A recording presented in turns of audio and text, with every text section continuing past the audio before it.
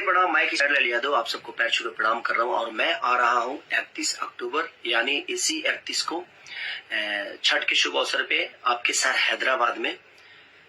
और मैं आप सबका इंतजार करूंगा। स्थान है मैत्री ग्राउंड, पटनचेरू पुलिस स्टेशन के पास में। ये कार्यक्रम छठ के शुभ अवसर पे हो रहा है और हमारे व्यवस्थापक जो है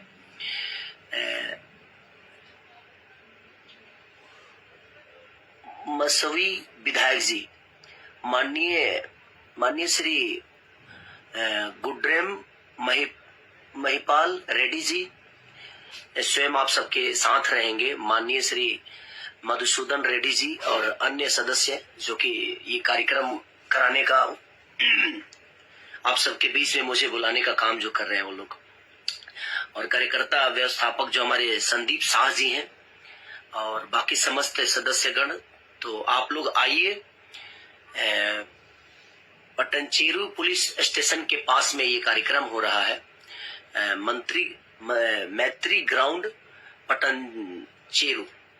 तो 31 तारीख को हम आप सबका वेट करेंगे। आप आइए और अपना प्यार और आशीर्वाद खेसारी लाल यादव को और पूरी टीम को दीजिए, क्योंकि हम पूरी रात आप सबके बीच में रहने वाले हैं।